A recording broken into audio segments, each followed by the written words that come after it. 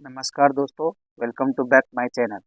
चलिए, आज का वीडियो में हम लोग एक्सरसाइज 1.2 का क्लास 10th का प्रश्न नंबर 5 को हम लोग बनाएंगे। ठीक है, जांच कीजिए कि क्या किसी प्राकृतिक संख्या n के लिए संख्या 6 पर पावर n अंक 0 पर समाप्त हो सकती है ना।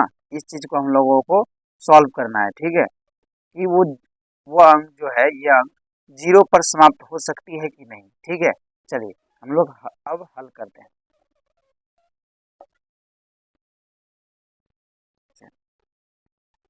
हल मतलब सॉल्व। ठीक है, देखिए दोस्तों, कोई भी संख्या हो, ठीक है, अगर मान लीजिए 10 है ना, तो ये 0 पर समाप्त हो रही है।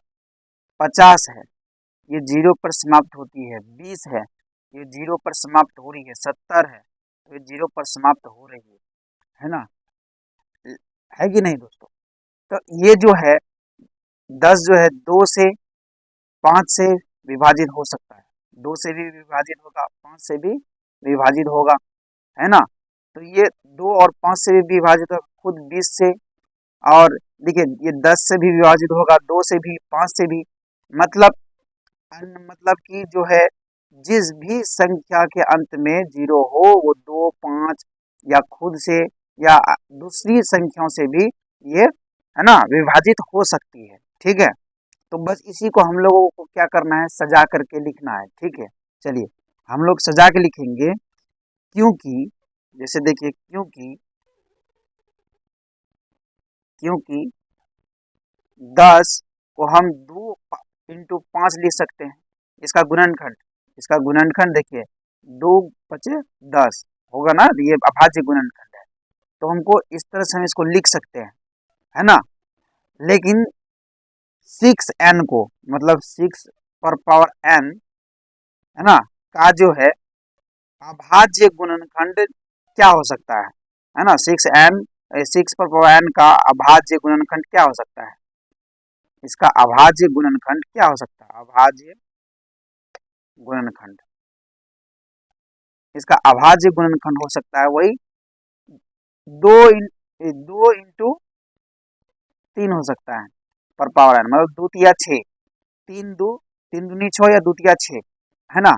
क्योंकि इसके पास जीरो नहीं है, इसके पास जीरो नहीं है, का अभाज्य गुणनखंड इसका 2 × 3 हो सकता है। समझ गए दोस्तों? और देखिए, 6n के अभाज्य गुणनखंड में 5 नहीं है। 5 है नहीं, तो 5 नहीं है, तो क्या लगता है कि ये जो है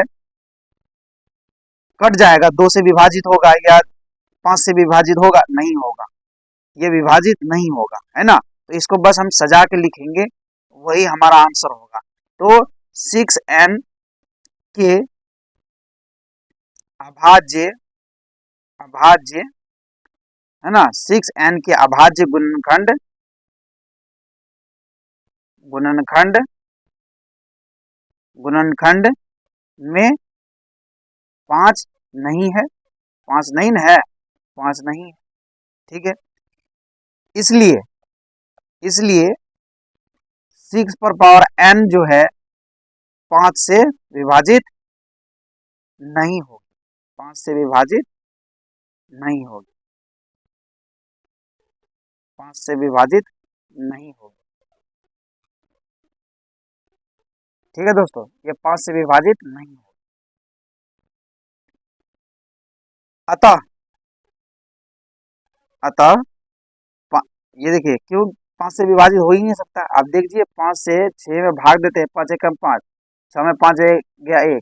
क्या ये पूरी तरीके से कटा? 5 से नहीं कटा, तो इसलिए हम लोग लिख दिए कि 6n जो है वो 5 से विभाजित विभाजित नहीं होगी। सॉरी, यहाँ नहीं नहीं विभाजित नहीं होगी।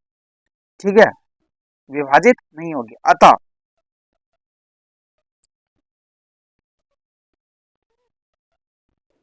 अतः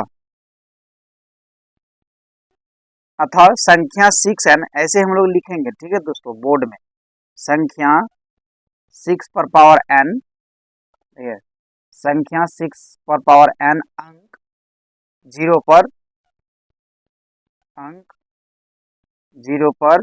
बाकी जो है ना दोस्तों, अंतिम में हम लोग यहाँ क्वेश्चन को से हम लोग लिख लेते हैं, ठीक है, क्वेश्चन से ही हम लोग लिख लेते हैं। तो संख्या 6n अंक 0 पर, है ना, 0 पर समाप्त, 0 पर समाप्त,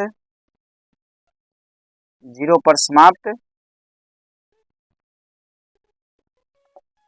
समाप्त नहीं हो सकती,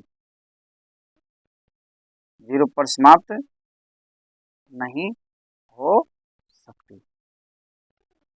बस इसमें जो है ना दोस्तों, थोड़ा सोच समझ के इसमें बस लिखना पड़ता है, ठीक है, बस इतना ही करना है और कुछ नहीं करना है, ठीक है। इतना अगर आप कर दिए बस आपको नंबर मिल जाएगा, ठीक है दोस्तों, इतना अगर आप कर दिए तो आपको नंबर मिल जाएगा। ये था आपका प्रश्न नंबर 5 का, है ना, एक्सरसाइज 1.2 का प्रश्न नंबर 5 का ये पूरी तरीका से आपका सॉल्व हो चुका है, ठीक है। इसमें ज़्यादा झंझट नहीं है दोस्तों, बस समझना है थोड़ा बहुत और बस सजा के लिख देना है, ठीक है, सजा के लिख देंगे बस वही हो गया आपका, ठीक है दोस्तों। अब बस यही है कि आप जो है चैनल को है सब्सक्राइब कर दीजिए और वीडियो को लाइक और शेयर जरूर जरूर कीजिएगा दोस्तों, ठीक है।